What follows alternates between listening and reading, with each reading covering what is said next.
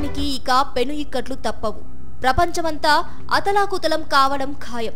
పర్యావరణ సమస్యలు మొదలుకొని ఆహార కొరత వరకు మానవాళికి కొన్నేళ్ల పాటు అన్ని విధాల కని విని ఎరుగని కష్టనష్టాలు తప్పకపోవచ్చు. ఇవి సైంటిస్టులు చేస్తున్న హెచ్చరికలు. ఇంతకీ ఏం జరగబోతోంది?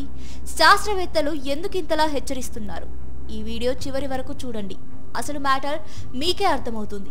అగ్నిపర్వతం ఈ మాట వినగానే భగభగా మండే అగ్నికీలల మధ్య నుంచి ఉబికి వచ్చే లావా గుర్తుకు వస్తుంది.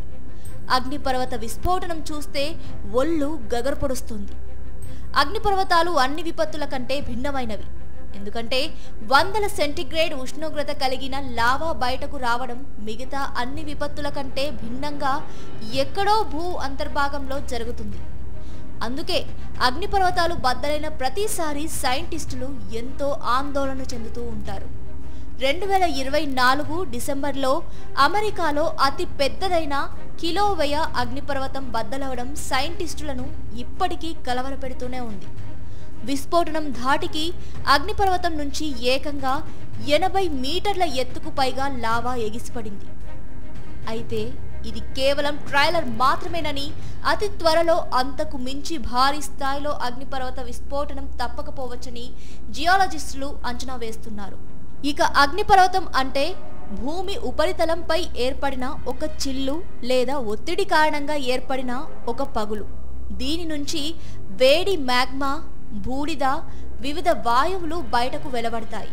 సాధారణంగా భూమిలోని టెక్టోనిక్ ప్లేట్లు ఢీకొన్న చోట అగ్నిపర్వతాలు ఏర్పడతాయి.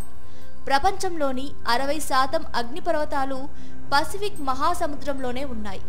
గత 400 సంవత్సరాల్లో దాదాపు 2.5 లక్షల మంది అగ్నిపర్వతాలకు బలయ్యారు.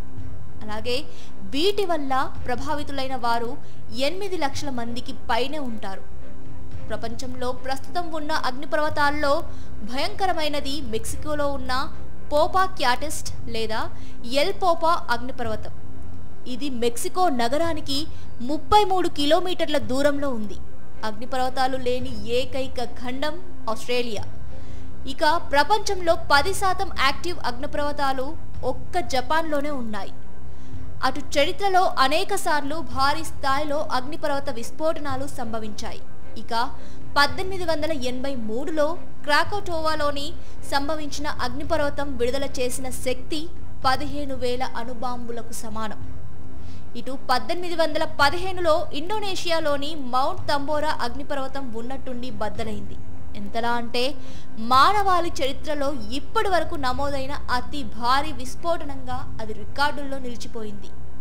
ఆ తీవ్రత ధాటికి భారీ పరిమాణంలో ఎగిసిపడ్డ దుమ్ము, ధూళి రేణువులు తదితరాలు వాతావరణంలో కిలోమీటర్ల ఎత్తున అత్యంత విస్తారంగా పరుచుకుపోయాయి.